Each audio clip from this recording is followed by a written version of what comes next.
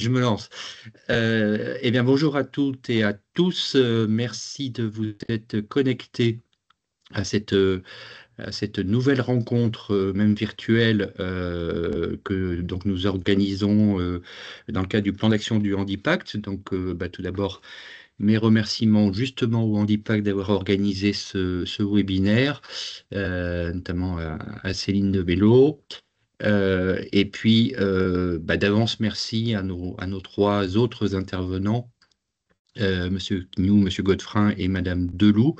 Alors, sur une thématique qui est quand même très importante, et j'espère que vous en tirerez des bénéfices, des informations complémentaires, et puis surtout des aspects opérationnels importants parce que, effectivement, on est tous, hein, plongés dans son quotidien, on n'est pas forcément conscient à chaque situation de la possibilité de se faire aider, de se faire accompagner, de solliciter des dispositifs. Donc, l'objet de ce webinaire est de vous en présenter certains. Donc, sur trois thématiques, hein, qui ont été préparées par nos intervenants. Donc, l'aménagement du poste de travail, le changement d'affectation pour raison de santé et ce qu'on appelle la PPR, la préparation au reclassement professionnel. Donc, j'espère que ça va répondre à certaines de vos préoccupations. Voilà, je rappelle juste que ce plan d'action Handipact, hein, c'est quelque chose que nous mettons au point à chaque début d'année pour essayer donc de faire d'une part des e-clubs, d'autre part des webinaires. L'objectif pour nous, bien entendu, c'est de répondre le plus possible à vos préoccupations. Donc là, on a un programme que vous pouvez ou que vous avez sans doute déjà consulté. N'hésitez pas, si vous le souhaitez, à nous faire des propositions de thématiques, hein. On est toujours preneur, non pas que immédiatement dès le lendemain on y donnera suite, c'est pas ça que je veux dire, mais on est vraiment demandeur d'idées pour être sûr de bien coller à vos préoccupations, c'est ça l'essentiel. Voilà, et puis je terminerai juste en vous rappelant que la prochaine action, également soutenue, largement organisée par le Handipact, comme vous le savez, je suppose tous, c'est donc l'étape Grand Est du Tour de France du FIP des handicaps invisibles qui se tiendra vendredi en 8, le 28 juin, matin, à Metz, au Centre Pompidou. Et si certains d'entre vous souhaitent y participer et ne sont pas encore inscrits, vous pouvez aller sur le site du FIP dans nos régions et aller dans le plan d'action ou alors directement contacter le Handipact pour vous inscrire. Voilà, je m'arrête là et puis je laisse la parole, je pense, en premier lieu à Céline. Merci Philippe. Donc effectivement, tout au long du webinaire, je vous invite à déposer vos questions dans le chat. Nous ferons des petits points d'étape à chaque intervalle, donc à la fin de l'aménagement, à la fin du changement d'affectation et reclassement, de manière à ce qu'on puisse fluidifier un petit peu, puis rendre un peu plus interactif et apporter des réponses. Donc je les transmettrai aux intervenants qui sont aujourd'hui présents. Je vais les laisser se présenter rapidement avant de rentrer dans le vif du sujet. Oui, alors je pense que je commence, hein, je suis la première sur la slide. Donc, je suis Sabine Deloup, je suis responsable du pôle handicap maintien au Cap Emploi Alsace. Cap Emploi, pour mes mots, vous avez deux grands services. Un service qui s'occupe de l'accompagnement vers l'emploi, donc qui s'occupe généralement plutôt des personnes qui sont demandeurs d'emploi. Et ce qui nous intéresse aujourd'hui, c'est plutôt l'accompagnement dans l'emploi. Et en Alsace, nous avons une équipe de 11 consultants sur le territoire. Et sachez également que vous retrouvez un Cap Emploi dans chaque département.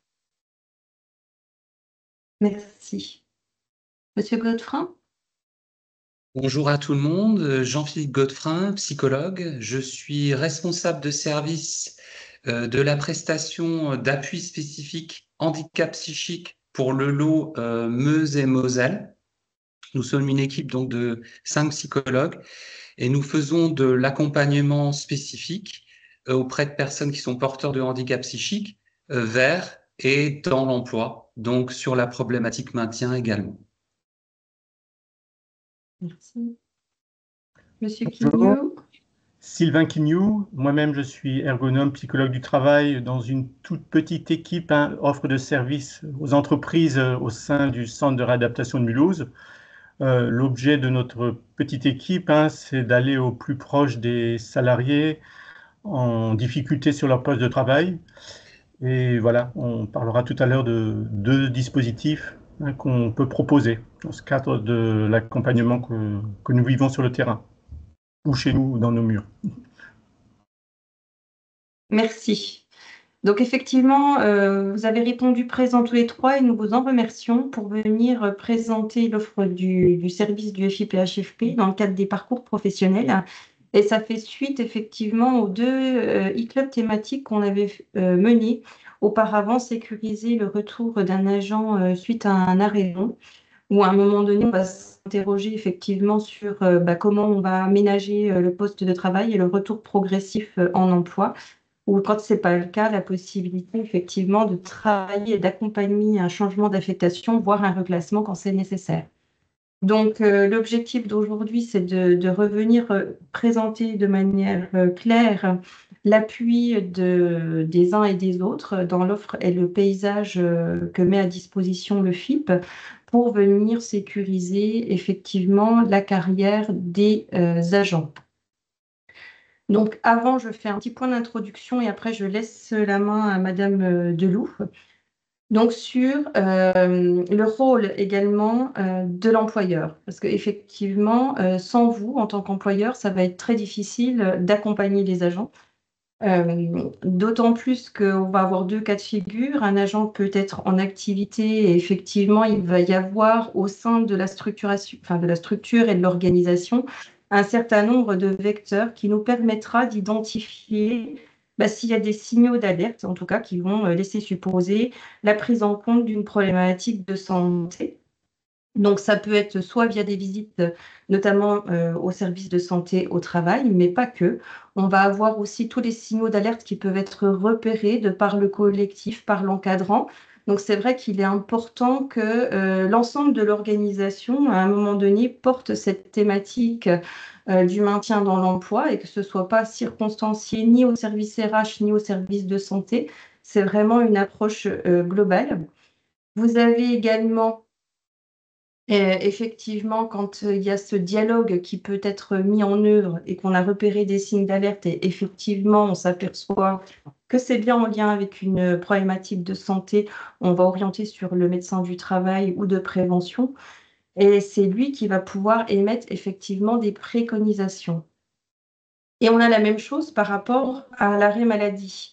Depuis 2022, on peut mettre en place des visites à la demande. Il y a du maintien du lien avec l'agent puisqu'il peut préparer son retour pendant les arrêts de travail maintenant. Donc, il y a quand même des dispositifs également qui favorisent, on va dire, la prise en compte d'une situation globale pour amener à cet accompagnement. Je me trompe de sens. Il y a une première phase d'analyse qui est faite et on le voit avec l'équipe pluridisciplinaire. Alors, chaque employeur est structuré différemment en fonction de sa taille, effectivement. Mais malgré tout, il faut qu'une partie employeur, agent et puis équipe pluridisciplinaire au service de santé fasse une analyse du besoin. À un moment donné, c'est effectivement au regard des préconisations médicales et de cette analyse du besoin que viendra se positionner l'offre de service du FIPHFP.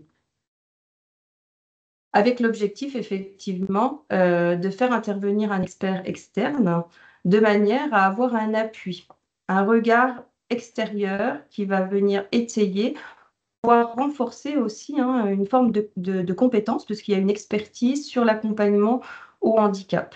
Avec les trois volets que Philippe avait introduits, dans le cadre de l'aménagement de l'environnement de travail, dans le cadre de l'accompagnement au changement d'affectation et dans le cadre de l'accompagnement à la préparation au reclassement. Et tout ça, ça ne peut pas se faire effectivement sans l'employeur. Même s'il y a un intervenant expert externe qui vient, il faut qu'il y ait un lien entre l'employeur, l'agent et l'intervenant expert de manière à identifier les bonnes solutions, en tout cas les solutions adaptées. On le sait tous, dans l'environnement fonction publique, tout ce qui va être mobilisable se fait via l'employeur. Donc, c'est vraiment important que ce travail de collaboration et de partenariat se mette en place. Voilà pour moi. Je vais laisser Madame Deloup poursuivre. Oui, ben, merci. Donc, en fait, cette slide, c'est pour rappeler essentiellement que tous autour de la table, les intervenants, on travaille en réseau, et particulièrement aussi le Cap Emploi, avec des partenaires clés, l'employeur, vous avez vu les explications de Madame de Mello, on peut pas travailler sans effectivement l'intervention proactive de l'employeur, que ce soit les RH, le référent handicap, le conseiller formation ou une assistante sociale si vous avez l'opportunité d'en avoir une en interne, mais également le médecin du travail. Et sans compter aussi à tous les acteurs qui gravitent autour de la situation de la personne, sur le champ du maintien d'emploi, de la formation professionnelle, des centres de bilan de compétences, le médico-social aussi. Voilà, tout simplement pour vous expliquer un petit peu que vous n'êtes pas seuls, que nous ne sommes pas seuls et qu'on a tous besoin des uns et des autres pour pouvoir aussi travailler sur la situation.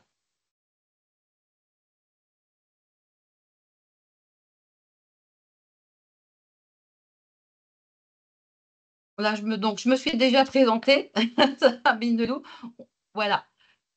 Très rapidement, en fait, moi, j'avais souhaité un petit peu vous représenter quand même le cadre d'intervention du Cap Emploi, mais en amont, vous expliquer qu'on est un OPS, un organisme de placement spécialisé, et qu'on est soumis à une convention pluriannuelle d'objectifs signée avec le FIPHFP, la GFIP et France Travail. Et de ce fait, on assure une mission d'intérêt économique général sur l'accompagnement vers et dans l'emploi pour des publics qui sont en situation de handicap, mais également auprès des employeurs privés publics. Ce qu'il faut bien comprendre, c'est que la mission du Cap Emploi, en fait, s'inscrit vraiment en complémentarité et en coopération de l'ensemble des services qui sont proposés par les acteurs du droit commun. C'est vraiment une base. On va intervenir uniquement, en fait, sur l'expertise emploi-handicap, sur la notion de compensation du handicap, quelles solutions peuvent être mises en place eu égard à l'incidence du handicap de la personne sur le poste de travail ou son environnement de travail. Donc, ça veut dire qu'on accompagne effectivement des personnes qui ont besoin d'un accompagnement spécialisé au regard finalement de leurs besoins, de la situation spécifique du handicap, de la complexité de la situation en fait qu'il génère au regard de l'emploi. Et bien évidemment, le pendant, c'est qu'on va accompagner également l'employeur dans leurs problématiques de maintien dans l'emploi ou de prévention de la désinsertion professionnelle. Voilà. Ce qui veut dire aussi qu'on n'a pas du tout vocation à accompagner en fait toutes les personnes qui sont en situation de handicap. Et qu'on a, pour nous, ce qui est important, c'est vraiment que l'employeur puisse effectivement nous solliciter pour pouvoir effectivement avoir un regard complémentaire dans le cadre, par exemple, d'un diagnostic ou de la mise en place d'un plan d'action. Alors, en termes d'expertise, pourquoi le Cap Emploi? Parce qu'on va pouvoir en fait adapter notre méthodologie à la situation propre, à une situation individualisée. On a quand même une connaissance de l'ensemble des types de handicap, de handicap et surtout des incidences, une maîtrise en fait des outils de droit commun ou spécifiques, une connaissance de l'ensemble des partenaires, les acteurs, les ressources, les fournisseurs, et tout ça va nous permettre effectivement de pouvoir analyser les situations invalidantes au regard de cette situation individuelle. Voilà. Ce qui est important aussi de comprendre, vous avez vu là des étapes, aménagement de poste, changement d'affectation, reclassement. On peut intervenir à toutes les étapes en fait, du parcours de la personne. Hein. Donc ça, c'est aussi important à comprendre. Et on va surtout aussi s'inscrire quand même dans une démarche que je dirais globale, en prenant en compte en fait tous les facteurs qui peuvent agir sur la situation de travail, avec une approche pluridisciplinaire et en vue d'une analyse en fait qui est partagée, coordonnée et co-construite avec l'ensemble des parties prenantes.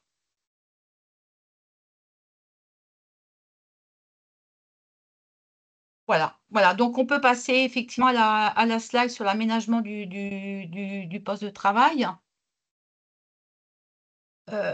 L'aménagement, en fait, quand nous sommes sollicités dans ce cadre-là sur cet aménagement, notre mobilisation nécessite en fait l'adhésion des parties, l'adhésion de l'agent, l'adhésion de l'employeur et effectivement l'adhésion également du médecin du travail. L'agent lui-même, il doit rester actif dans sa démarche et surtout dans la compréhension aussi du sens donné à notre interpellation. Hein, comprendre qu'on agit dans le cadre d'un maintien d'emploi pour aménager son poste de travail. L'employeur aussi, il est proactif tout au long de la démarche. Et c'est généralement lui qui sollicite en fait l'intervention du Cap Emploi. Et dans ce cadre-là, les Cap Emploi ont besoin que soit identifié aussi en amont le besoin, que l'employeur expose son besoin et également qu'il s'assure finalement à minima des préconisations médicales. Est-ce qu'elles sont suffisantes et surtout, est-ce qu'elles sont récentes, par exemple?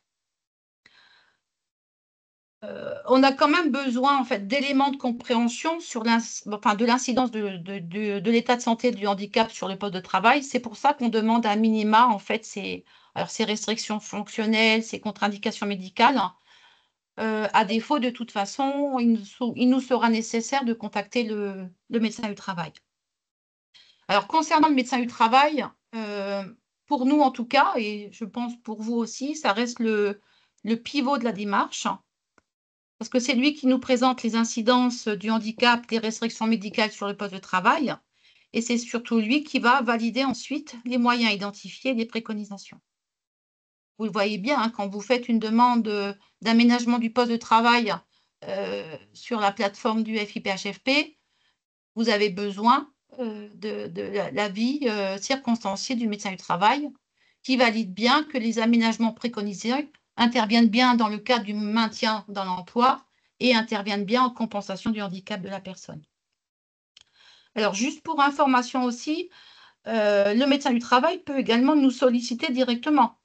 Notre offre de service est ouverte finalement à tout type de prescripteurs.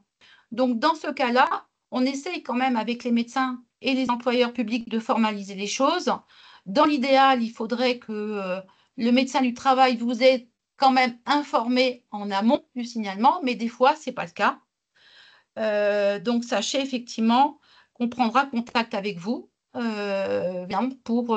pour valider effectivement votre adhésion et comment travailler ensemble sur la problématique. Alors, sachez aussi qu'au regard de notre offre de services, nous avons aussi des appels d'agents de la fonction publique.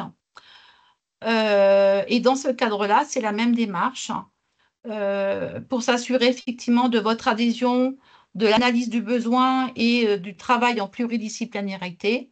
On orientera l'agent vers les services RH ou le référent handicap de sa structure pour une prise en charge ou pas, effectivement, par le Cap Emploi. Voilà. Et donc, on intervient à ce titre-là pour les personnes qui sont, les agents qui sont bénéficiaires de l'obligation d'emploi, mais pas que, aussi en voie de le devenir. On connaît quand même les délais d'attribution de la reconnaissance de la qualité de travailleur handicapé des MDPH. Et notre objectif, c'est de s'inscrire aussi dans l'anticipation. Donc, on ne va pas forcément attendre le sésame de la reconnaissance travailleur handicapé pour intervenir. S'il y a un besoin, on intervient mais effectivement, à minima, l'agent devra quand même avoir envoyé son dossier à la MDPH. Avec une petite spécificité en plus pour la fonction publique, puisque on peut tout à fait intervenir pour des agents qui sont reconnus aptes avec des restrictions par le médecin du travail.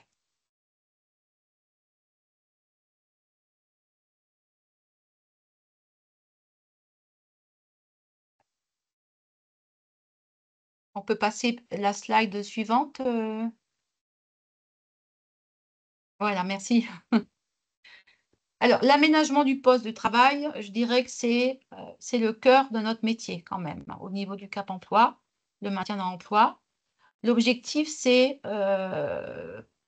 de comprendre le fonctionnement, l'outil de travail, de comprendre les exigences fonctionnelles, l'organisation du travail, comprendre les conditions de travail, la notion des tâches prescrites, des tâches réelles, les contraintes de l'entreprise et parallèlement de comprendre également la situation de l'agent, la nature de son handicap, ses freins périphériques et de pouvoir détecter en fait les situations invalidantes, alors sur la tenue de son poste, mais également dans le cadre de son environnement de travail et notamment, je pense, au collectif de travail. Tout ça s'inscrit dans un diagnostic de situation qu'on va réaliser avec l'agent et l'employeur. Et in fine, l'objectif de ce diagnostic, c'est finalement d'y analyser les données et d'en faire ressortir des plans d'action. Des plans d'action dont la finalité sera la mise en œuvre de solutions organisationnelles, techniques ou humaines. Alors, je vous donne comme ça là, des exemples de plans d'action. L'organisation d'une table ronde, peut-être, entre les parties prenantes, l'employeur, l'agent, le médecin du travail, afin d'avoir le même son de cloche, le même but, et de façon à mettre en place une réflexion pluridisciplinaire. Organiser, pourquoi pas, des immersions pour un agent qui serait en arrêt de travail afin de bien analyser son poste de travail. De solliciter des expertises complémentaires pour connaître les limitations, les restrictions de la personne, pour bien comprendre l'adéquation entre les capacités de l'agent et le geste effectué sur son poste de travail, de nous permettre de mieux identifier des solutions de compensation, voire même aussi, si la situation s'y prête, de solliciter une étude ergonomique plus importante. À l'issue, effectivement, finalement, de cette notion de recherche de solutions avec plan d'action, l'objectif, c'est de partager ensemble des préconisations d'aménagement ou d'adaptation du poste de travail en prenant en compte la notion d'aménagement raisonnable, qui est aussi importante pour nous. À savoir aussi, et ça, ça peut être intéressant pour vous, c'est qu'on a la possibilité aussi d'analyser le poste de travail en télétravail. Donc, on va au domicile des personnes lorsqu'il y a un besoin identifié d'aménager de son poste de travail. Tout ce travail se réalise en lien avec l'employeur. Le Cap emploi doit être informé finalement des informations qui peuvent impacter en fait la restitution du plan d'action ou des préconisations, une évolution de l'état de santé, des contraintes spécifiques à tenir compte, des échéances, notamment, je pense peut-être aux décisions du conseil médical. Mais ensuite, une fois que le Cap emploi a restitué, je dirais que c'est de la responsabilité de l'employeur de mettre en œuvre les préconisations restituées.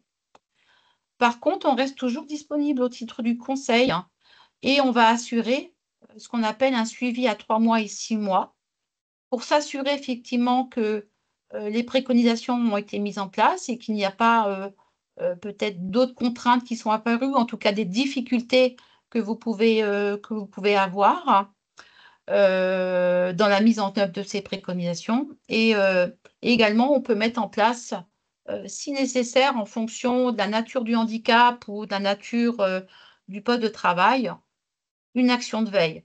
Alors, une action de veille, ça nous permet, comme le dit, d'être en veille, d'être présent quand même pour s'assurer de la pérennité de la solution et de pouvoir aussi déclencher peut-être des orientations ou une réintervention à partir du moment où on a des faisceaux d'indices qui nous font dire que il risque peut-être une autre problématique sur le maintien dans l'emploi.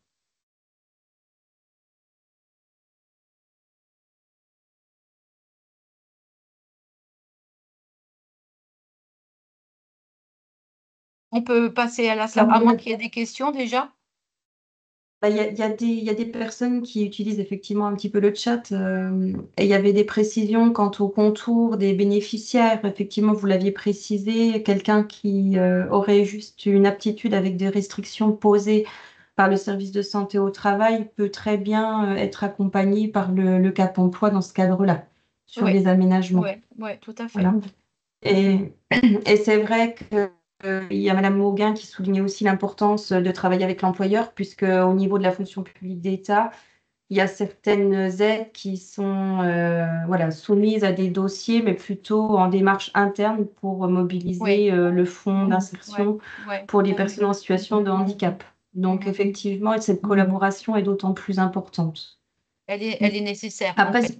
Elle est nécessaire. On a besoin finalement de l'avis de tous. Hein. Et je l'ai bien dit en amont, je veux dire, on analyse aussi les contraintes de l'agent qu'on va essayer de prendre en compte. Si ces contraintes évoluent, il faut aussi nous tenir informés, en fait. Et puis effectivement, il y a une personne qui disait, c'est l'employeur qui sollicite le Cap emploi. Pouvez-vous intervenir si l'agent n'est pas déclaré, voire ni son handicap? Voilà, c'était une question. S'il n'est pas déclaré, c'est-à-dire que s'il est... Là, on est sur le fait qu'il n'est pas déclaré bénéficiaire de l'obligation d'emploi, mais ça va au-delà, il nie sa situation de handicap. Mais il y a une forme d'adhésion que vous aviez oui, alors soulignée tout à l'heure. Ça, j'expliquais en amont définir le besoin. Il faut aussi avoir en mémoire que on intervient dans le cadre de l'accompagnement, mais il y a d'autres aspects, notamment par exemple l'information et le conseil. Donc, si dans une demande, vous nous dites, ben voilà, nous, on aimerait bien déclencher un maintien à l'emploi parce qu'on voit bien qu'il y a des faisceaux d'indices qui montrent que l'avis du médecin du travail expose que, mais on est face à une problématique, c'est que l'agent qu'on a rencontré ne souhaite pas spécialement se faire reconnaître travailleur handicapé et puis effectivement est un petit peu dans le déni. Donc, nous, on peut tout à fait se dire, on peut le contacter pour essayer de lui expliquer la démarche, tout l'intérêt qu'il a effectivement à entamer lui-même l'ensemble de ces démarches et à adhérer au dispositif. Donc, on va essayer de le mobiliser. Voilà. Donc, ça aussi, c'est une porte d'entrée. Mais à un moment donné, si l'agent, effectivement, ne souhaite pas poursuivre, on ne pourra pas continuer dans un accompagnement, en fait. Et pareil, on va aussi, dans cette situation précise, essayer de s'attacher à trouver aussi des interlocuteurs, je ne sais pas, une assistante sociale interne ou externe. En fait, il faut qu'on travaille tous dans la même dynamique. Voilà. Merci. Il y a d'autres questions également. Est-ce que les employeurs publics sollicitent les cellules PDP des SPST, donc des services de prévention de santé au travail, je suppose? Je suppose, si je pense qu'un dossier peut tout à fait passer dans le cadre de la cellule, oui, je le confirme, puisqu'il y a des médecins, si je ne me trompe pas, des médecins du travail des SPST qui sont également médecins du travail de certaines structures dans la fonction publique, donc oui. Et après, c'est sur le changement d'affectation, donc je vais vous laisser Oui. Alors, le changement d'affectation. Au niveau de la porte d'entrée du Cap emploi, je vous ai dit tout à l'heure qu'on pouvait intervenir à toutes les étapes. Donc, en fait, ça peut être une poursuite de l'accompagnement qu'on aurait eu dans le cadre de l'aménagement du poste de travail qui ne s'est malheureusement pas concrétisé parce que peut-être que les solutions n'ont pas été validées par le médecin du travail au regard des restrictions médicales ou de l'état de santé de l'agent qui est tel, ou qu'on n'était pas forcément dans le cadre de l'aménagement raisonnable et que ce n'était pas du tout effectivement raisonnable pour un employeur public de mettre en place ces préconisations. Mais également, suite à une nouvelle demande, voilà, le cas d'un agent, effectivement, pour que vous accompagnez dans le cadre d'un changement d'affectation. Et donc là, on est sur les mêmes conditions d'entrée. L'accord de l'ensemble des parties, l'adhésion. Faut nous aussi laisser la possibilité d'organiser des entretiens ou des rendez-vous avec les différents acteurs au sein de l'établissement. Et la même chose par rapport à l'avis du médecin du travail, on aura besoin d'éléments par rapport au diagnostic. Et donc là, pour les portes d'entrée sur les publics concernés, finalement, c'est les mêmes conditions que pour l'aménagement du poste de travail. L'agent bénéficiaire d'obligation d'emploi ou en voie de le devenir, un agent qui est reconnu apte avec restriction par le médecin du travail et l'incompatibilité de l'état de santé avec l'exercice de ses fonctions, mais compatible avec d'autres emplois de son grade. Donc du coup, si on passe à la slide suivante, on va réaliser un diagnostic.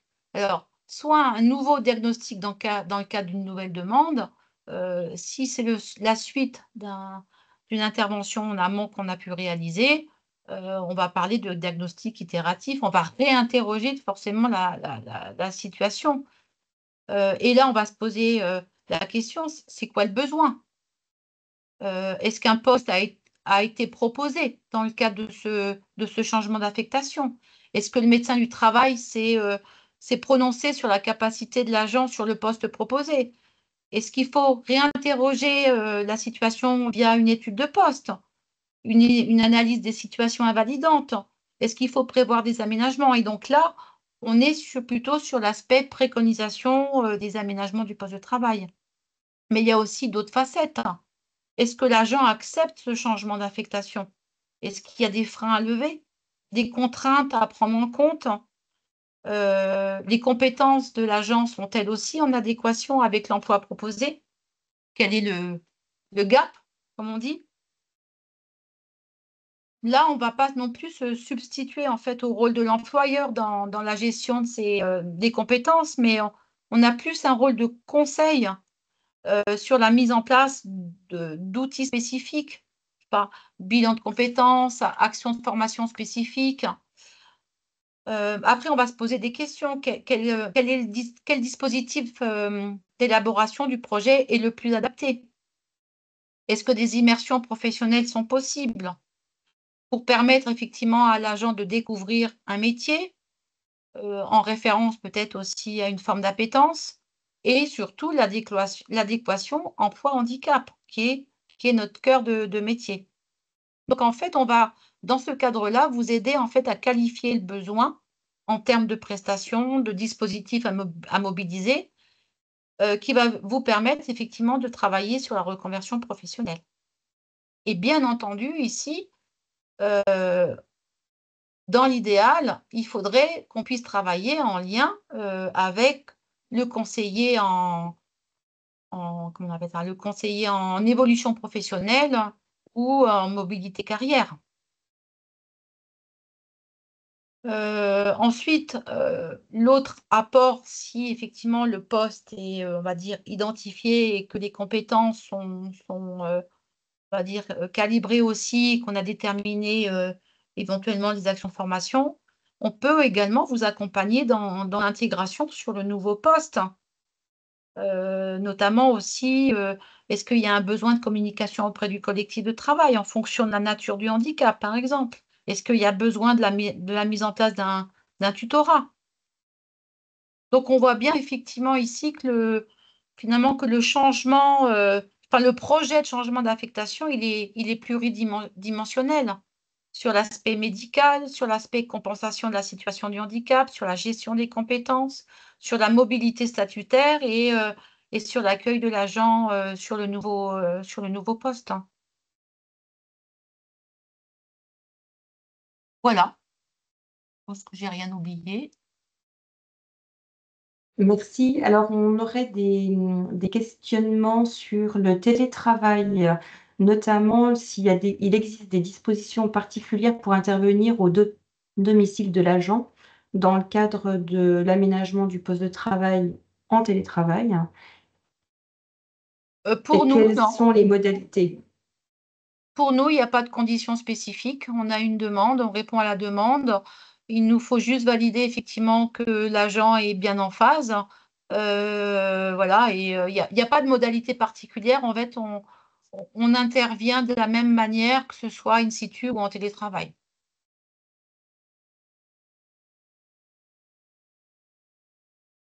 Et puis, il me semblait qu'il y avait encore une précision. Existe-t-il un accompagnement à la mise en place d'une auxiliaire de vie professionnelle?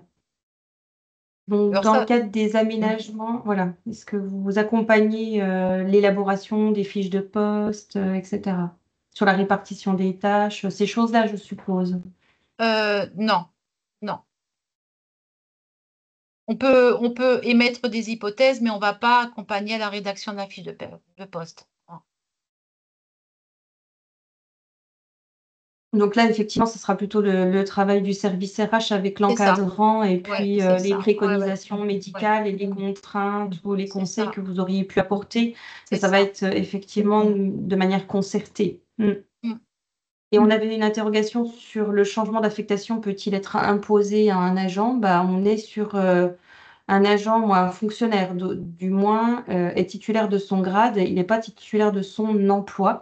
Donc effectivement, un employeur, réglementairement, il a la possibilité d'affecter l'agent à un autre emploi s'il le souhaite.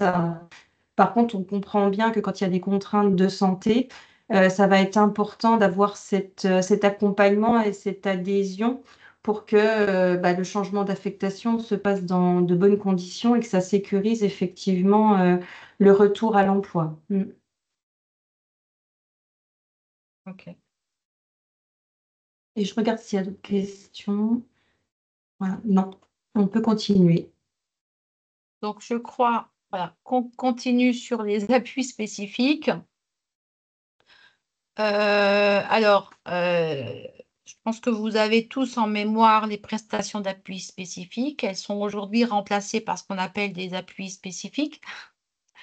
Il y a eu un appel d'offres et vous entendrez tout à l'heure Monsieur Godefrin. Dans ce cadre des appuis spécifiques, le rôle du prescripteur et du prestataire a été renforcé. Pour le prescripteur, doit vérifier que finalement l'offre de droit commun ne répond pas aux besoins. Il doit avoir réalisé en amont une analyse préalable de la situation pour bien identifier la problématique et le besoin d'expertise, hein. Donc, ça confère un petit peu aussi l'intervention du Cap emploi, hein, par rapport à ça. Il faut aussi identifier la typologie d'appui spécifique, hein. Il y a des appuis spécifiques sur le handicap moteur, sur le handicap psychique. Alors, je me reprends, handicap moteur, maladie invalidante, psychique, auditif, visuel et les troubles du neurodéveloppement. Et bien évidemment, s'assurer de l'adhésion de l'agent et effectivement de l'employeur aussi, hein, avant de pouvoir prescrire cet appui spécifique. Il y a en fait 3 modules qui sont à la main finalement de prescripteurs. Donc, le Cap emploi pour tous les employeurs publics conventionnés ou non, mais les centres de gestion conventionnés et les employeurs publics conventionnés peuvent prescrire aussi également des appuis spécifiques. Sabine, excusez-moi si je peux me permettre d'intervenir à ce stade-là. Effectivement, vous avez tout à fait raison. Le fait pour un employeur public d'être conventionné avec le FIP lui permet de prescrire directement, sans passer par un intermédiaire, un recours à un appui spécifique. Je le dis à ceux qui veulent l'entendre, donc je me permets de le répéter aujourd'hui. C'est une possibilité, ce n'est pas une obligation. Ce n'est pas une ligne de partage en disant les non conventionnés doivent passer par un prescripteur et les conventionnés doivent prescrire eux-mêmes. J'ai même tendance à dire que je n'incite pas trop les employeurs conventionnés à prescrire eux-mêmes, ils ont le droit de le faire, hein. Mais je n'incite pas trop à le faire. Pourquoi? Parce que on se prive, même si on a la compétence en interne, hein, mais on se prive en fait de la plus-value que peut apporter un partenaire comme Cap Emploi, par exemple. Qui permet justement de faire un diagnostic de la situation, un premier diagnostic de la situation, d'évaluer cette situation et de voir, de peut-être orienter justement la demande vers l'appui qui va bien. Ça, c'est la première chose. La deuxième chose, il y a parfois intérêt à externaliser en fait la relation employeur-employé. Je pense que les employeurs qui nous écoutent voient à quoi je fais allusion. Et donc, le fait de passer par un professionnel à un expert permet aussi parfois d'apaiser, on va dire, le dialogue employeur-employé. Donc, pour ces raisons-là, je pense que même si on est en capacité, quand on est conventionné, de prescrire soi-même un appui spécifique, je pense que la plus-value que peut apporter Cap Emploi reste intacte et donc il y a peut-être intérêt à y recourir de toute façon. Voilà. Excusez-moi de vous avoir interrompu, Sabine, mais je voulais juste préciser ça. Non, mais merci, Monsieur Krener. C'était très bien. Ça permet vraiment de bien repositionner, d'autant que il faut vraiment en amont avoir réalisé effectivement une analyse de la situation et identifier la problématique. Et lorsque le prescripteur en fait formule une demande, de toute façon, le prestataire va instruire et surtout qualifier la demande, mettre en place effectivement les modules qui ont été demandés et en fait, l'ensemble des restitutions finalement vont alimenter en fait ce diagnostic itératif pour la mise en place des plans d'action. Voilà.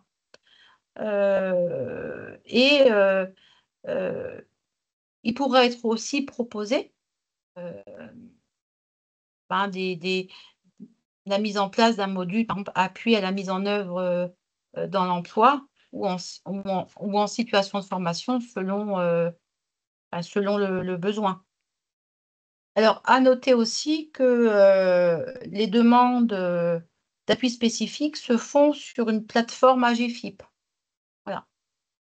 Alors, je ne sais pas si c'est vrai qu'on pourrait peut-être mettre le lien si on l'a, mais il faut en fait s'inscrire sur cette plateforme. C'est très simple à faire. Voilà. Alors, autre point important. Je communiquerai le lien sur la plateforme et puis les tutos éventuellement pour les employeurs qui sont conventionnés, qui sont intéressés. Voilà. Par contre, là, je voulais le faire en live, mais à chaque fois que je bouge l'écran, en fait, ça fait sauter le PowerPoint. Donc, je l'intégrerai dans le PowerPoint et on le remettra dans le mail. Par contre, le listing des prestataires d'appui spécifique n'a plus vocation à être diffusé largement, d'autant plus qu'on a un service InfoSas que vous allez présenter pour justement formaliser la demande via cette plateforme. Et après, c'est les prestataires qui se rapprochent de l'employeur pour finaliser la démarche. Donc, je vous laisse donc, effectivement, il y a eu la mise en place de ce qu'on appelle un service InfoSas. Qui est porté en fait aujourd'hui par Action et Compétences que vous pouvez solliciter en fait pour avoir un premier niveau d'information sur les appuis spécifiques, tout handicap confondu, pour avoir aussi une aide sur le bien fondé finalement de votre demande, pour aussi avoir un appui à la décision pour une orientation vers finalement la typologie de handicap ou un conseil sur une réorientation. Donc, vous avez effectivement, vous avez une adresse mail générique. Donc, en Bourgogne-Franche-Comté, vous avez infosas bourgogne-franche-comté@agfip.asso.fr, et en Alsace, c'est infosas.grandest@agfip.asso.fr. Alors, en Antilles-Guyane, je crois qu'on n'a pas encore l'information, mais dès qu'on J'ai pas encore eu la aura, confirmation. voilà. Oui. Donc, n'hésitez pas si vous avez des questions, en fait, sur la mise en œuvre d'un appui spécifique.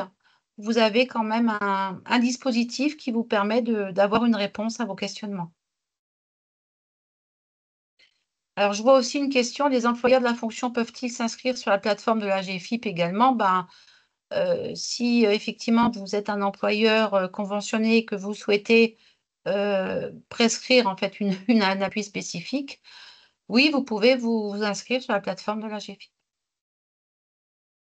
Après, la particularité, c'est quand l'employeur s'inscrit, il faut qu'il mette son numéro de conventionnement avec le FIPHFP et qu'il fournisse voilà, un justificatif. Voilà. Ouais. Mais après, il y a la plateforme Appui Pro qui est très bien faite aussi, sur laquelle là, tous les employeurs publics peuvent s'inscrire pour avoir accès, ne serait-ce qu'à la ressource en fait qu'il y a dedans, puisqu'il y a plein de tutos, de modules d'information, de ressources en termes de sensibilisation, etc. Donc ça peut avoir le coup d'œil quand même. Et pour les employeurs non conventionnés, oui, le relais, ça peut être effectivement le Cap emploi après une analyse de la demande, en fait, et du besoin. Et on fera effectivement cette demande en délégation, en fait. Voilà. Donc, je vais laisser la main peut-être à Monsieur Godefrin. Monsieur Godefrin. J'arrête le partage. Bonjour à tout le monde. Donc, beaucoup de choses ont été dites assez brillamment, je vous en remercie. Pour préciser sur les appuis spécifiques, donc c'est quand même une prestation qui a une histoire. Alors, il y a eu un appel d'offres récent, mais avant, ça s'est nommé prestation d'appui spécifique. Avant, c'était les prestations ponctuelles spécifiques. Donc, c'est donc un service humain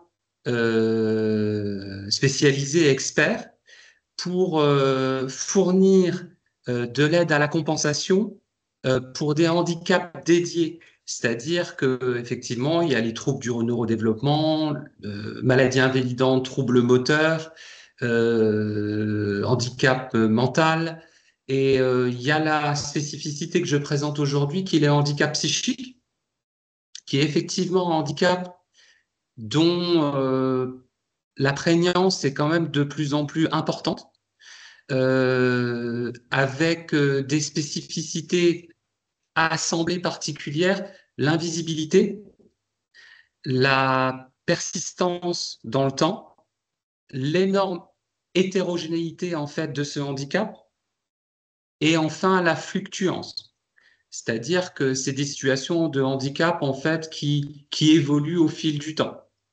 Dans la prestation d'appui spécifique, donc on a une dimension, on va dire qu'on a deux grands volets, un volet plutôt évaluation, où là, effectivement, on va évaluer soit la situation globale de la personne, ou alors évaluer la compatibilité avec un métier envisagé.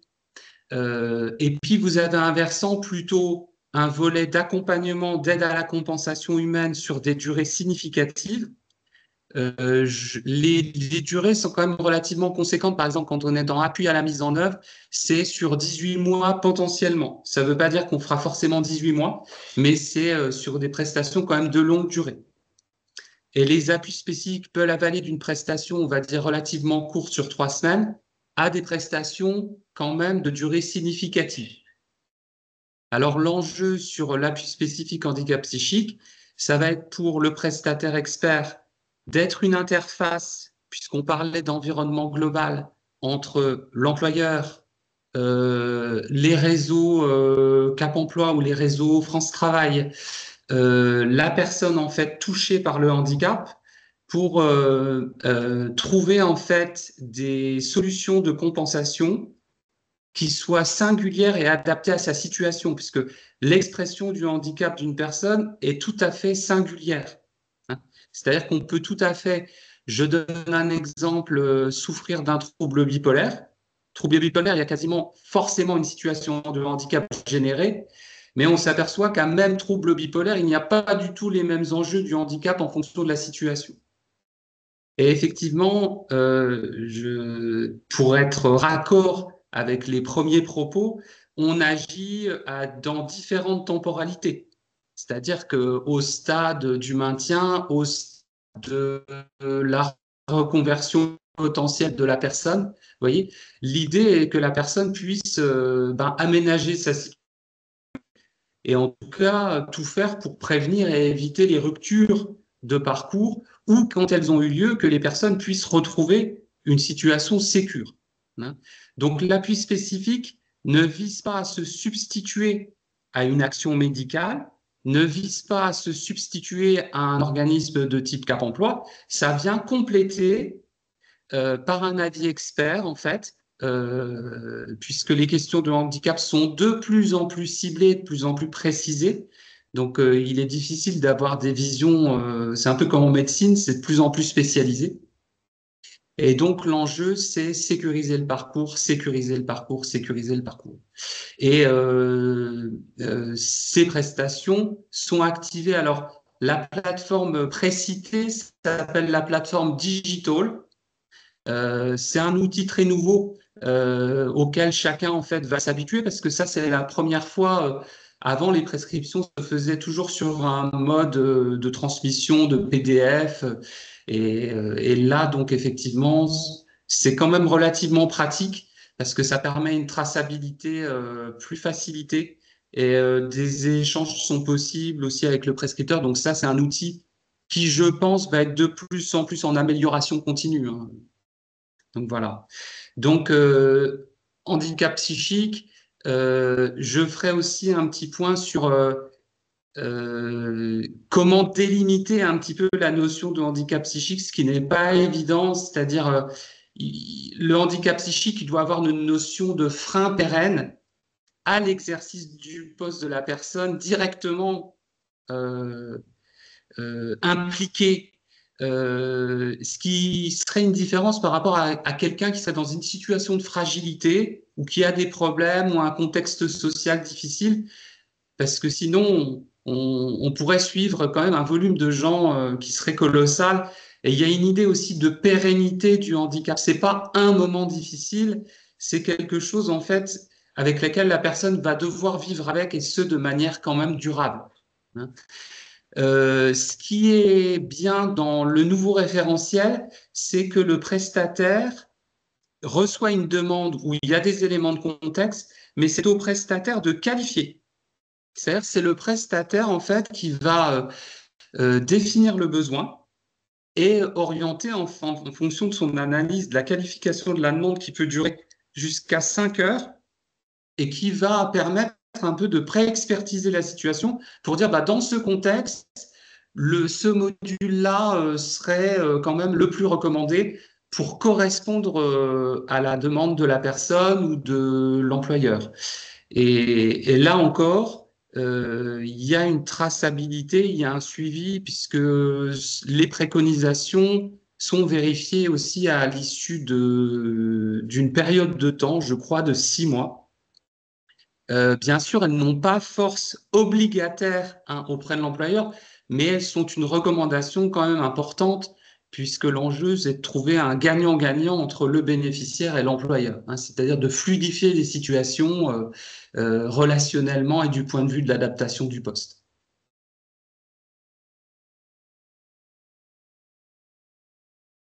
Voilà. Monsieur Godefroy, nous avons une personne qui pose une question qui me paraît importante. L'agent doit-il être déjà suivi par un professionnel, psychologue, psychiatre, pour pouvoir bénéficier d'un appui spécifique? Alors, non, ce n'est pas une obligation dans le cahier des charges. C'est souvent quand même un moyen intéressant de détection parce que vous savez que les gens, il y a des stéréotypes sociaux négatifs associés au handicap psychique. Donc, il faut vraiment tout faire pour déstigmatiser et dédramatiser. L'obligation de suivi externe n'est pas un absolu. Par contre, effectivement, dans les solutions de compensation et quand on travaille avec les personnes, c'est quand même des choses qu'on travaille parce que la santé mentale est la première compétence des personnes et une stabilisation est quand même une condition de sécurisation de parcours absolument indispensable. Mais c'est vrai que le point de vigilance vis-à-vis du handicap psy, c'est que souvent, alors moi j'ai quand même vu pas mal de situations de gens en situation de handicap en fait qui refusent de la mettre en avant et parfois l'employeur l'apprend 10 ans après. Vous voyez? Et c'est de l'autostigmatisation des personnes parce qu'elles se disent ben mince, je vais pas et du coup on peut ça complique le parcours. Et donc, l'idée, c'est effectivement d'inviter à l'acceptation du handicap, qui est quand même un point de vigilance spécifique au handicap psychique. Vous voyez, il y a moins de retentissement dans les TND ou dans le handicap moteur.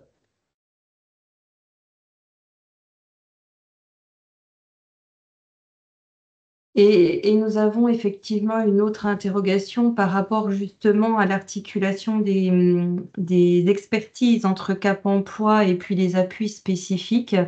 Mais là, vous travaillez en complémentarité. Alors la question était, est-ce que Cap Emploi a des moyens de bilanter les troubles psychiques et neurocognitifs pour s'aider à la détermination des aides adaptées? Donc là, c'est Madame Deloup. Oui, Voilà. on Est-ce a, qu'au niveau des Cap Emploi... oui, on a des outils d'évaluation en fait par type de handicap et des questionnaires qui nous permettent aussi d'orienter les demandes et de bien analyser effectivement la mise en place des outils, quoi. Et on s'aidera aussi forcément des appuis spécifiques pour avoir aussi ce regard du professionnel sur les incidences du handicap.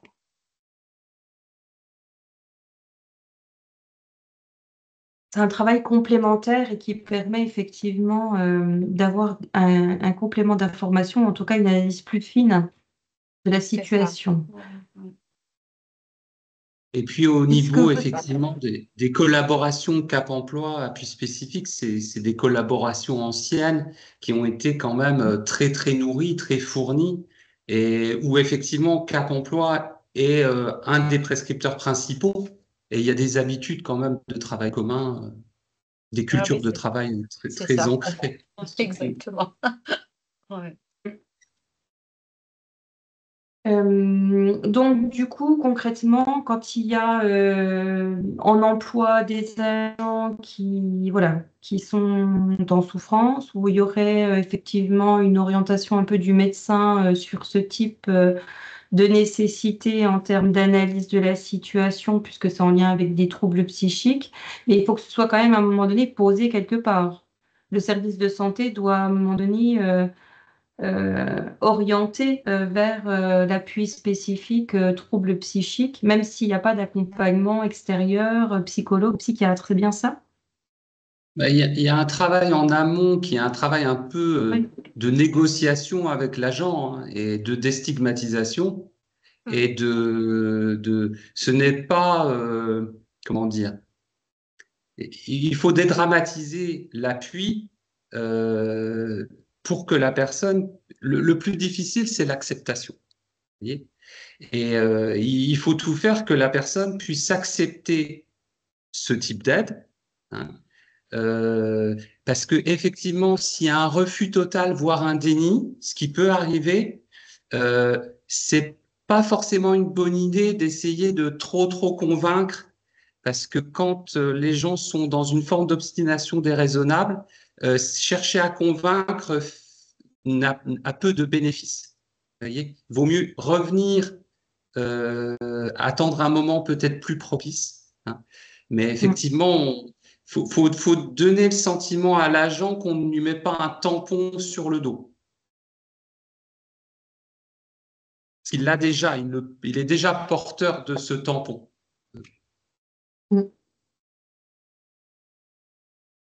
Est-il possible et pertinent de réaliser une prestation d'appui spécifique afin d'analyser les capacités d'un agent à exercer des métiers ciblés lors d'un bilan d'orientation classique? Alors, la référence au module analyse des capacités, il me semble. Ouais. Alors là, effectivement, c'est un métier identifié précis. Et alors, l'intérêt de cette prestation, c'est une prestation relativement rapide pour avoir effectivement des potentialités, des propensions à, et ça peut être tout à fait intéressant pour un rebond, hein, notamment dans les compétences transférables. Alors, nous, on l'a défini propension à transposer des savoir-être, des savoirs, des savoir-faire. Et effectivement, j'ai quelques expériences de parcours de gens chez qui on a réussi à déceler un potentiel qui s'adaptait dans un autre environnement beaucoup mieux en termes de handicap. Donc, parce que parfois, les gens sont dans un milieu qui ne correspond pas à leur niveau de fonctionnement. Donc, j'ai envie de répondre plutôt oui et bonne idée.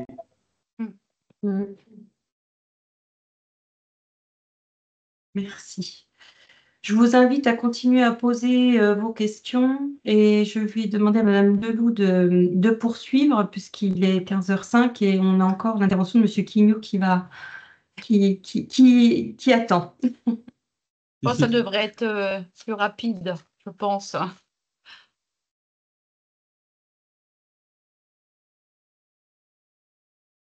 Alors, donc la slide qui va bientôt s'afficher, c'est la préparation au reclassement, donc interne ou externe, donc en amont d'une PPR. Là, vous expliquez effectivement qu'on ne va pas se substituer au rôle du conseiller en évolution professionnelle et on intervient ici dans un cadre plutôt d'appui conseil. Notamment si le handicap est véritablement le frein à l'élaboration du projet professionnel. Bien sûr, cette sollicitation nécessite, comme vu avant, hein, l'adhésion de l'ensemble des personnes et surtout un temps suffisant aussi pour qu'on puisse activer, enfin en tout cas vous proposer d'activer les leviers nécessaires. Donc on l'a vu là, un appui spécifique, un diagnostic, pourquoi pas la mise en place d'un bilan de compétences avant la mise en place de la PPR. Et l'employeur doit être aussi aidant dans la mise en œuvre et surtout dans les financements possibles. Donc, nous, on s'inscrit véritablement là, vraiment sur la notion d'expertise emploi-handicap. Sur les points de vigilance par rapport à la nature du handicap, sur la capacité de la personne, aussi dans le cadre du type d'emploi, des compensations à mettre en œuvre par rapport à la réalité du projet eu égard au handicap. Et donc, c'est véritablement un appui conseil en fait à la mise en œuvre des outils adaptés, voilà, qui auront pour objet de faciliter en fait l'élaboration du projet professionnel, mais toujours en lien avec le conseiller en évolution professionnelle. Donc, on peut apporter des billes, hein, des enquêtes métiers, des enquêtes formation, des immersions. Mais effectivement, il y a véritablement un lien nécessaire entre les choix professionnels et les opportunités internes, quoi. Après, on peut aussi vous accompagner avec le RHF dans pourquoi pas l'identification des adaptations nécessaires dans le cadre de la formation. Préparer ça en amont, en fait, hein. Est-ce qu'il faudra des moyens techniques ou humains dans le cadre de la formation? Est-ce qu'il faudra adapter les supports pédagogiques? le rythme, est-ce que c'est plus sur une formation sur site ou en télétravail? Est-ce qu'il faut négocier l'allongement de la formation? Est-ce que c'est une formation plutôt droit commun ou une formation via un centre de rééducation professionnelle? Donc voilà, nous c'est vraiment un appui conseil en tant que tel, mais pas forcément un accompagnement stricto sensu. Voilà.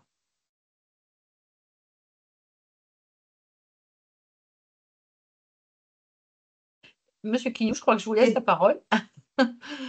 Oui, effectivement, parce que du coup, j'allais avancer dans le PowerPoint, puisque comme vous pouvez venir justement conseiller sur des dispositifs territoriaux qui peuvent, on va dire, être utiles aux employeurs publics qui s'interrogent sur le reclassement, notamment les évaluations des capacités fonctionnelles, le bilan de compétences, etc.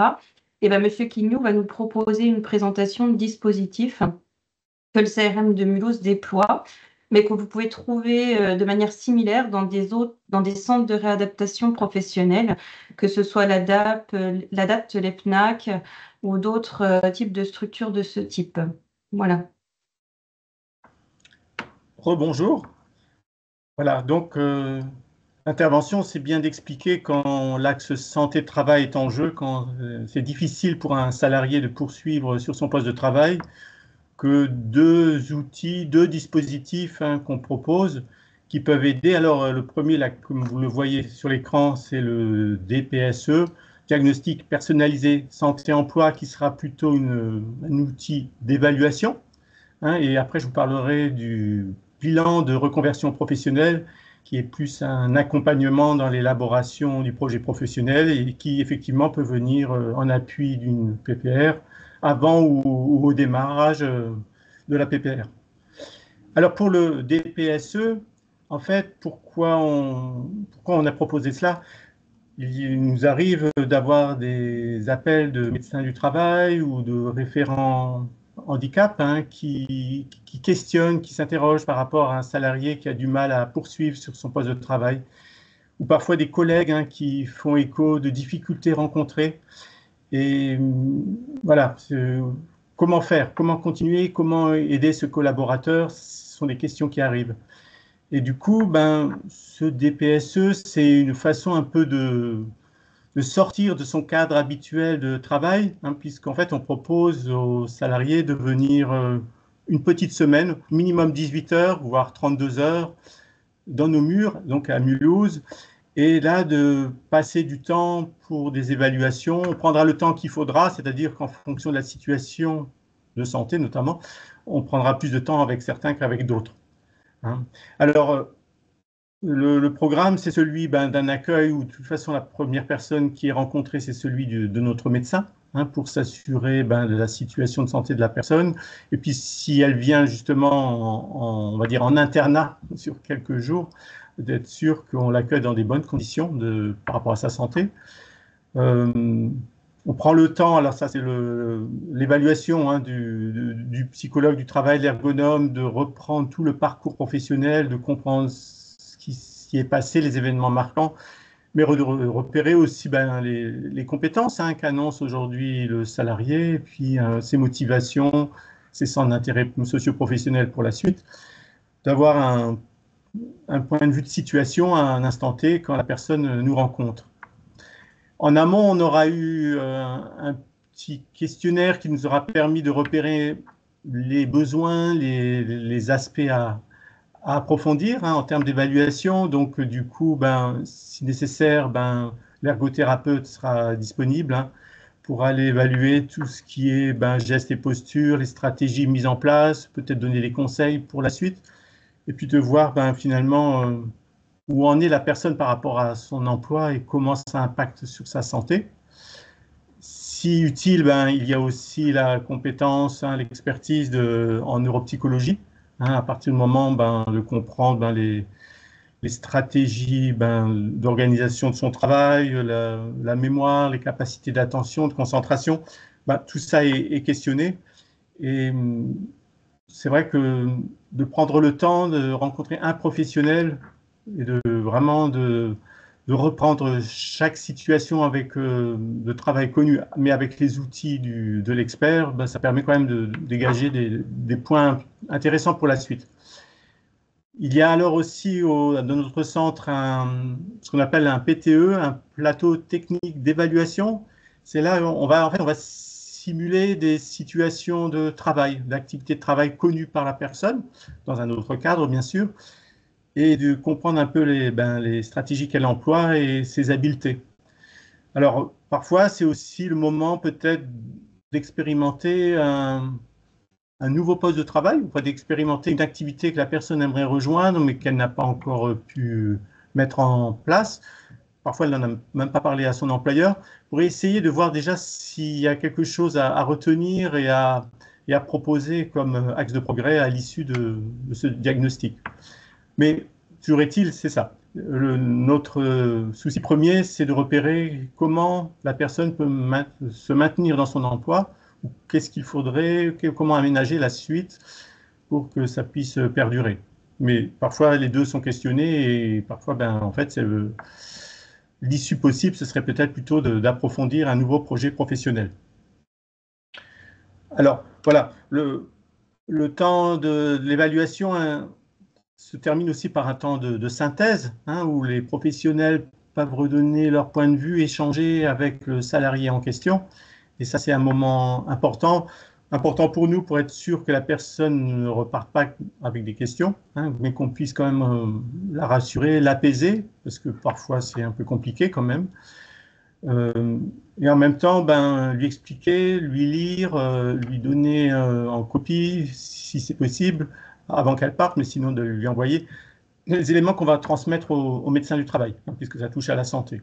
Si après, il y a quelqu'un de service RH qui aurait besoin d'informations, ça se fera en réunion, toujours avec l'appui du médecin du travail et puis avec l'accord, bien sûr, du salarié en question.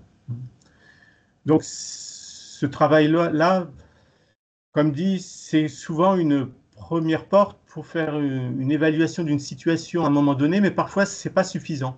Ce n'est pas suffisant puisque, en fait, derrière, on se rend compte qu'il est nécessaire peut-être d'élaborer un nouveau projet professionnel. Et c'est l'objet de notre deuxième outil, on va dire, le bilan de reconversion professionnelle. Alors, le bilan de reconversion professionnelle, on pourrait le nommer bilan de compétences, sauf que ça n'en est pas un. Le bilan de compétences, il est régi par une loi de 1990. C'est une demande qui est complètement confidentielle, j'ai envie de dire, mais qui vient de la part d'un salarié, et l'employeur n'est pas du tout dans la boucle. L'idée du bilan de reconversion professionnelle, c'est que trois parties se réunissent. Les trois parties, ce serait le salarié, son employeur et puis le prestataire extérieur. Et qu'ensemble, en toute transparence, on mette les cartes sur table en exprimant ce qui est difficile et qu'est-ce qu'on pourrait imaginer ou alors construire à l'issue de ce bilan comme poursuite de parcours professionnel. Alors, du coup, on utilise les trois phases connues du bilan de compétences, et surtout la phase d'exploration, où chez nous, bien sûr, la phase d'exploration, elle passera aussi, comme pour le DPSE, avec un rendez-vous médical, voire avec un rendez-vous chez les collègues experts en neuropsycho ou en ergothérapie, si la situation le nécessite. Et du coup, du bilan de compétences, on en fait de ce bilan de reconversion professionnelle un outil de dialogue, puisque en fait, on va proposer une réunion en amont pour se mettre d'accord sur les objectifs, sur les attentes de cette démarche. On fera une réunion à mi-parcours qui permettra d'exposer les questions du salarié vis-à-vis de son employeur, de comment il imaginerait peut-être la suite dans son administration, ou parfois d'exprimer aussi des idées de reconversion vers des métiers autres qu'il ne trouve pas chez son employeur. Et puis la troisième phase, la phase finale, pour une phase où on met en commun, où on formalise les axes de progrès, les recommandations pour la suite. Alors c'est vrai que le bilan de reconversion professionnelle, de fait, se passe souvent dans un climat de confiance, puisque en fait, si l'employeur a pu être le premier à en parler, c'est l'employeur souvent qui nous appelle, le médecin du travail, voire parfois une assistante sociale aussi. Derrière, ça fonctionne bien parce que le salarié adhère complètement à la démarche et parce que lui-même, il en voit les avantages. Hein. Ce n'est pas une méthode, une technique simple, puisqu'en fait, il s'agit de se remettre en question, hein, mais souvent, ça permet quand même d'apaiser un climat, de répondre à des questions, et puis d'avancer, hein, de mieux comprendre la situation de santé et les répercussions qu'elle peut avoir sur le travail. Donc, la poursuite du parcours professionnel, c'est quand même l'enjeu primordial, hein, pour que se continue de manière adaptée le parcours. Excusez-moi, madame, mais il faudrait juste... Excusez-moi, j'ai une intervention. Voilà, c'est terminé. Voilà, j'étais en train de dire, oui, que grâce aux entretiens qu'on peut avoir avec la personne, grâce aux 3 réunions, hein, on essaie quand même de mettre en place des axes de progrès et puis de proposer une suite de parcours qui conviennent au mieux pour construire quelque chose dans la durée. C'est ça le plus important. Alors, il y a 2 différences entre ces 2 outils-là. Le bilan de reconversion professionnelle, c'est plutôt dans nos murs, hein, avec un hébergement possible si c'est nécessaire. Pour le bilan de reconversion professionnelle, nous, la posture qu'on adopte, c'est que ce soit le lieu où l'expression est la plus simple pour le salarié. C'est-à-dire que ça peut se faire chez nous, à mesure où ce n'est pas compliqué pour la personne. Parfois, on intervient un peu plus loin que Mulhouse. Donc là, ça peut se faire directement chez l'employeur, ou alors nous, on a parfois l'un ou l'autre local à disposition, un lieu neutre, hein, qui permet peut-être une expression plus facile, hein, et qui évite aussi les questions des collègues, hein, qui peuvent voir repasser un salarié dans leur mur qui est peut-être en arrêt de travail ou en arrêt maladie. Enfin, voilà, ça peut être une démarche à laquelle le salarié doit se sentir libre, hein, et comme il y a une interaction et puis une réflexion qui est quand même propre à la personne, il faut qu'elle se déroule, celle-ci, dans les meilleures conditions. Voilà, c'est un peu le cadre que je voulais dire. Alors, je l'ai dit peut-être un peu rapidement, mais il y a peut-être des questions qui suivent derrière. Oui, alors il y a une remarque aussi. Il y a une remarque et une question. Donc, Oui. l'importance du rôle de l'assistante sociale du personnel, effectivement, dans l'équipe pluridisciplinaire, qui peut venir accompagner cette notion d'acceptation, effectivement, et de participation active des agents. Voilà, ça, c'est certain, de toute façon. Hein, plus l'équipe pluridisciplinaire travaillera ensemble, et mieux ce sera. Et du coup, on a une question sur le financement de ces 2 dispositifs, parce qu'effectivement, contrairement au Cap emploi et aux appuis spécifiques, les dispositifs territoriaux qui sont en offre de service aux employeurs et qui viennent en complément, il va falloir les financer. Donc, il y a des possibilités de cofinancement avec le FIPHFP. Est-ce que vous pouvez préciser des choses? Alors, effectivement, hein, pour le DPSE, généralement, il est souhaité que la personne ait déjà une reconnaissance de qualité de travail handicapé, hein, pour abonder dans le financement de ce dispositif. Pour le bilan de reconversion professionnelle, oui, c'est un plus aussi. Bon, il y a aussi eu des situations, hein, où des services de formation, des services RH, hein, ont souhaité que le bilan de reconversion professionnelle se mette en place, hein. Donc, il y a eu un financement en interne. Pour le bilan de reconversion professionnelle, il n'y a pas une obligation, finalement, d'avoir la RQTH. C'est vrai que parfois, ça vient en amont de situations où, ça ne veut pas dire que le salarié est en déni, mais c'est peut-être pas encore aussi percutant pour la personne de se demander s'il y a lieu vraiment de changer d'orientation professionnelle, de se former à quelque chose de nouveau. Nous, on accompagnera en fonction de l'instant T, hein. À l'issue du bilan de reconversion professionnelle, si dans le droit commun, il y a une formation qui peut être adaptée, on en parlera.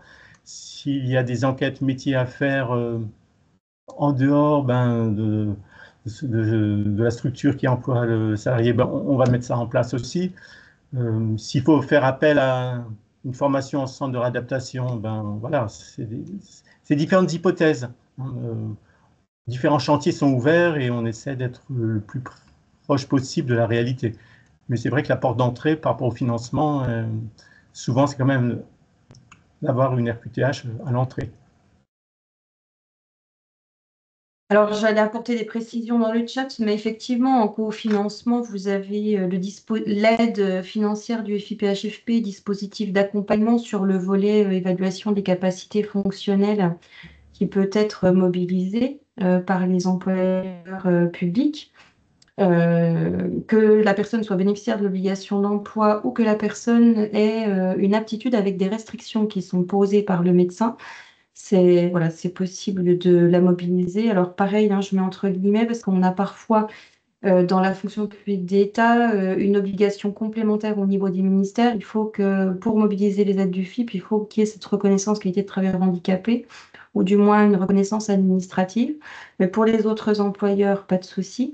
Et sur le bilan de reconversion professionnelle, il y a possibilité aussi de cofinancer avec l'aide qui s'appelle, et j'ai un trou, mais c'est pour le financement du bilan de compétences. Bilan de compétences, oui, c'est ça, c'est à hauteur de Bilan de 2 000 compétences euros. et bilan professionnel. Voilà, tout à fait, c'est à hauteur de 2 000 euros et c'est donc pour les agents bénéficiaires de l'obligation d'emploi ou les agents inaptes ou en cours de reclassement. Il y a aussi J'en profite pour cette piste-là qui est possible. J'en profite pour répondre à la dernière question finançable pour un agent RQTH dans un établissement qui a une convention FIP.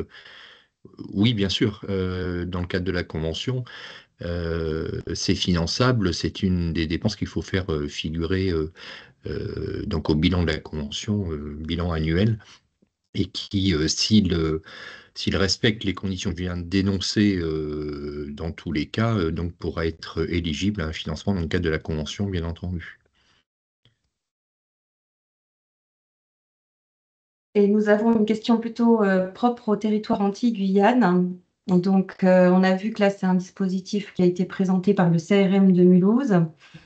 En anti-Guyane, je ne sais pas si vous intervenez. Je sais qu'il y a l'EPNAC qui est positionné en Guyane, qui peut proposer des dispositifs un peu similaires parce qu'ils le font en Grand Est. Mais il va falloir qu'on creuse peut-être cette piste-là. Monsieur Quignou? On n'est pas situé géographiquement sur ces secteurs-là. C'est vrai qu'il n'y a pas non plus de diagnostic qu'on le fasse en télétravail, puisqu'on est dans des situations concrètes, ou en neuropsychologie ou en évaluation sur notre plateau technique. Donc, c'est pour le moment, oui, à moins de venir en métropole. Mais du coup, c'est vrai que sur les centres de réadaptation là-bas. L'EPNAC est présente, il me semble. Oui, tout à fait. L'EPNAC est présente et je sais que sur le Grand Est, ils mobilisent un peu des dispositifs similaires. Je me rapprocherai d'eux pour m'assurer que c'est possible de leur côté. Et si c'est le cas, je reviendrai vers vous, Madame Marie-Claire. Voilà, pour vous donner les informations complémentaires. Merci beaucoup. Y a-t-il d'autres questions? N'hésitez pas. Alors, on voit qu'effectivement, il y a l'offre de service du FIPHFP intervient effectivement sur l'ensemble du parcours. Je laisserai les intervenants effectivement faire un petit mot de clôture. Vous avez su nous présenter comment vous articulez entre vous pour justement, on va dire, rendre efficient et performant l'accompagnement des personnes. Et je pense que cet éclairage a été important par rapport au rôle des uns et des autres, de manière à mieux comprendre comment vous mobilisez. Donc, merci encore d'avoir été présent. Voilà. Je vous laisse le petit mot de la fin.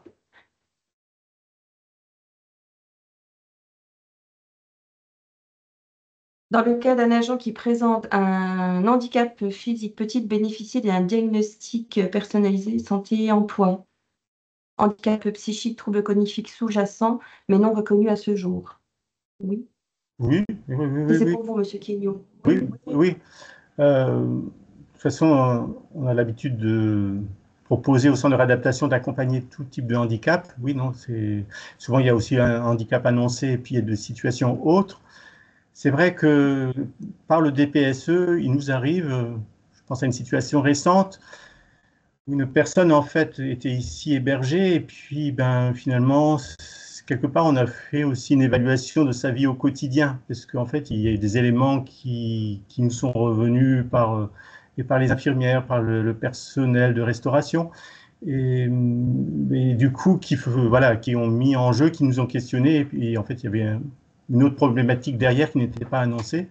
Nous, on a essayé de comprendre la chose dans sa globalité. Effectivement, oui, pour des problèmes ouais, cognitifs ou des problèmes de comportement, ouais, le DPSE peut être adapté, par exemple, si la personne est Merci pour volontaire. cette précision.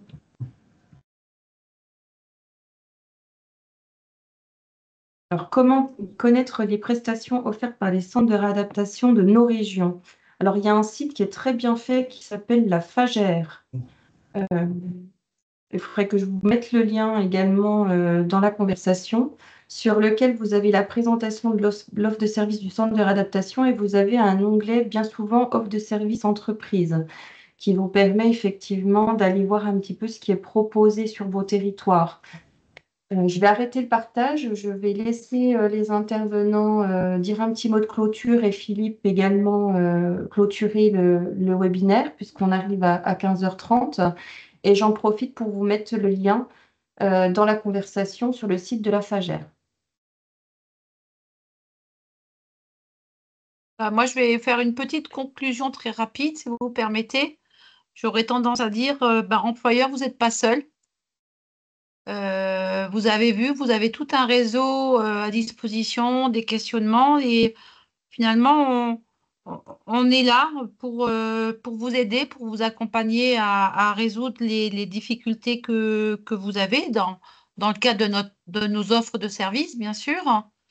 On a l'habitude de travailler tous ensemble aussi, partenaires, donc on connaît les dispositifs et c'est surtout en travaillant ensemble, en réfléchissant à une situation qu'émergent aussi des idées, des orientations, des alternatives. Voilà. Et je trouve que c'est ça qui est important. Voilà.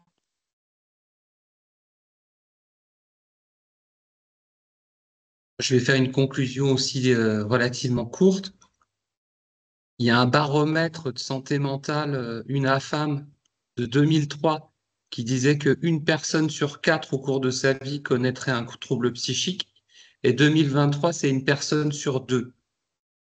Donc ça veut dire que la vigilance vis-à-vis de la santé mentale en général et dans le cercle concentrique plus restreint du handicap psychique, donc il y a une vigilance à mener et une déstigmatisation à mener très importante, sachant que le paradoxe, c'est que c'est de plus en plus prédominant dans nos sociétés et c'est toujours tabou.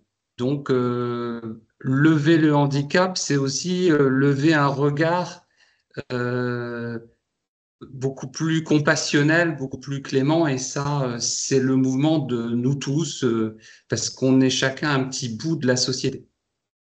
Voilà. Merci Sabine, merci Jean-Philippe, parce que je suis complètement d'accord avec ce que vous dites. Mais j'avais juste envie de rajouter 3 mots, 3 verbes. Hein. C'était d'objectiver une situation pour faciliter le dialogue entre un salarié et son employeur et mieux comprendre les situations. Apaiser, ça c'est un terme, je crois, qui est fort et qui est important. Monsieur Krener, d'ailleurs, l'a utilisé tout à l'heure. Et ensemble, proposer des recommandations pour aller de l'avant. Et en soutenant et en mettant tout ce qu'on peut mettre en œuvre au service du dialogue entre un salarié et son employeur. Voilà. Je vais conclure la conclusion en quelques secondes, parce que je vois qu'il est déjà 15h33. Déjà, j'observe, je disais en introduction qu'on était déjà un peu plus de 70, que c'était déjà un bon étiage. Je vois qu'on est resté 100 à peu près toute la réunion. Alors, si on est resté autant et jusqu'à la fin, je pense que c'est un bon indicateur de l'intérêt. Donc, merci beaucoup à Céline pour ses interventions et puis à chacun des trois intervenants qui a bien montré en fait l'expertise qui est mise à votre disposition, finalement, vous employeurs, et au bénéfice de vos agents en situation de handicap. Alors, deux idées forces, hein, et puis j'arrête, c'est promis. Euh, la première, c'est que c'est vrai que le FIP, il est connu pour ses aides financières, pour sa plateforme d'aide, pour ses conventions. Et puis là, on a eu une excellente illustration de l'ensemble des ressources qu'il met à votre disposition. Et ça, je pense que c'est excessivement important. C'est peut-être un peu moins connu, c'est peut-être un peu moins sollicité. Et pour autant, je pense que là, vraiment, on rentre dans l'opérationnel, dans l'expertise, et c'est là qu'on arrive à trouver des solutions. Donc, je reprends l'expression, vous n'êtes pas seul. Effectivement, chacun, dans sa fonction au sein de l'employeur, sait qu'il peut faire appel à cette expertise. Donc, ça, c'est excessivement important. La deuxième idée, je vais très vite, hein. La deuxième idée force que je voulais souligner, c'est qu'on l'a vu au gré des interventions, et c'est vraiment un fondamental. Vous savez que dans l'ADN du FIP, on ne verse pas d'aide à des personnes. On verse toujours les aides aux employeurs. Et ce n'est pas pour rien. On voit bien là, au travers des témoignages qui nous ont été livrés, des interventions, qu'enfin, chacun a un rôle. Et l'employeur, ce n'est pas le dernier à avoir un rôle, hein. Alors, bien sûr, Cap Emploi, les experts, je ne vais pas refaire le webinaire, on a bien vu l'expertise qu'il peut nous apporter. L'employeur, parce que effectivement, c'est à lui à accompagner ses agents, c'est à lui à déterminer. Et puis, s'il n'est pas, comment dire, associé dès l'amont, surtout sur des sujets de reconversion, de reclassement, on voit mal comment le projet pourrait aboutir, si ce n'est vers l'extérieur, mais enfin, c'est quand même pas la majorité des cas. Et puis enfin, et je termine par là parce que pour moi, c'est peut-être presque le plus important, c'est le rôle actif de l'agent lui-même. C'est-à-dire que on peut mettre tous les dispositifs en place, on peut avoir une volonté très ferme de l'employeur. Si l'agent, on l'avait bien vu au double webinaire aussi sur l'accompagnement pendant les arrêts longs, euh, si l'agent n'est pas lui-même acteur de son évolution, hein, pour reprendre un terme générique, ça servira à rien. Donc il faut vraiment, vraiment embarquer l'agent, qu'il soit lui-même. Alors le convaincre, on disait tout à l'heure, c'est pas toujours une bonne idée. Il ne faut pas mettre la pression, mais il faut vraiment le mettre en situation de piloter lui-même son évolution, et ça c'est excessivement important. J'arrête là, j'ai déjà été trop long, 3 minutes, excusez-moi. Merci à tous et merci beaucoup à tous les auditeurs, parce qu'on voit bien, et on le voit bien avec le fil de conversation, vous êtes extrêmement actifs et c'est vous aussi qui faites la réussite de ces webinaires. Donc merci à tous et à très bientôt.